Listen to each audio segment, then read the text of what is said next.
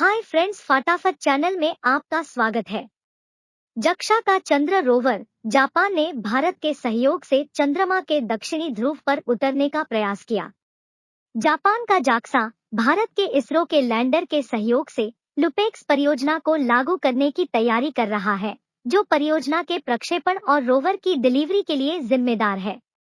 यह चंद्रमा के दक्षिणी ध्रुव पर पानी की संभावना भी तलाशेगा। भारत और जापान के सहयोग से ल्यूपेक्स चंद्र अन्वेषण परियोजना लागू की जाएगी, जिसमें जापान रोवर्स और लॉन्चर का योगदान देगा। लैंडर बनाने की जिम्मेदारी भारत, जो प्रोजेक्ट पार्टनर है, की है। जापान एरोस्पेस एक्सप्लोरेशन एजेंसी जक्षा अपने रोवर के निर्माण में प्रगति कर रही है और इसका लक्ष्य भारत के सहयोग से चंद्रमा के दक्षिणी ध्रुव तक पहुंचना है। 2019 में जाक्सा और भारतीय अंतरिक्ष अनुसंधान संगठन इसरो ने एक परियोजना पर सहयोग करने का फैसला किया। भारत, जो हाल ही में चंद्रमा पर सॉफ्ट लैंडिंग करने वाला चौथा देश बन गया, नई परियोजना के लैंडर का निर्माण करेगा। JXA परियोजना और रोवर प्रणाली के लॉन्च के लिए जिम्मेदार होगा।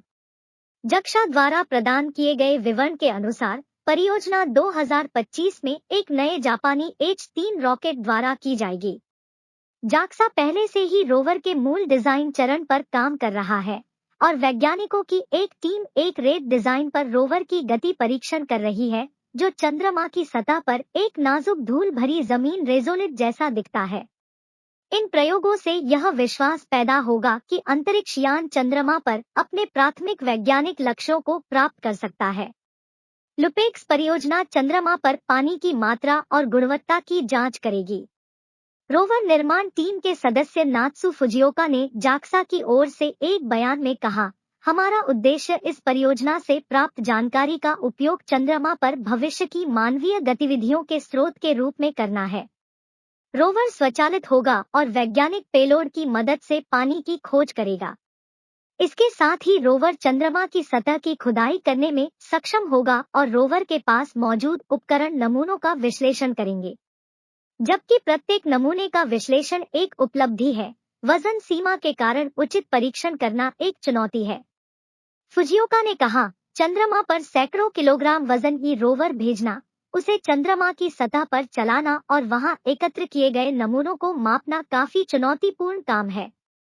इस प्रोजेक्ट में अन्य स्पेस एजेंसियों के साइंटिफिक पेलोड भी भेजे जाएंगे। यूरोपीय अंतरिक्ष एजेंसी ESA का एक्सोस्फेरिक मास स्पेक्ट्रोमीटर चंद्रमा की सतह पर गैस के दबाव और रासायनिक मार्करों की गणना करेगा। नासा का न्यूट्रॉन स्पेक्ट्रोमीटर चंद्रमा के दक्षिणी ध्रुव की सतह से 3.3 फीट 1 मीटर की गहराई तक हाइड्रोजन की खोज करेगा। लुपेक्स परियोजना के अंतर्राष्ट्रीय सहयोग और लैंडिंग क्षेत्र की पसंद का हिस्सा हिरोकी इनो ने कहा कि चंद्रमा के दक्षिणी और उत्तरी ध्रुवों को कवर करने वाले ध्रुवीय क्षेत्रों में पानी की संभावना अधिक है।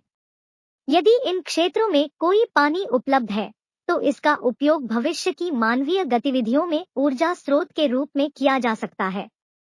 यही कारण है कि विभिन्न देश चंद्रमा की खोज को अधिक महत्व दे रहे हैं। इसी साल भारत ने चंद्रयान-3 मिशन की सफल लैंडिंग कराई थी। हालांकि रूस के लूना 25 मिशन की लैंडिंग नाकाम हो गई थी। अगले साल अंतरिक्ष यात्रियों को चांद के आसपास भेजा जाएगा।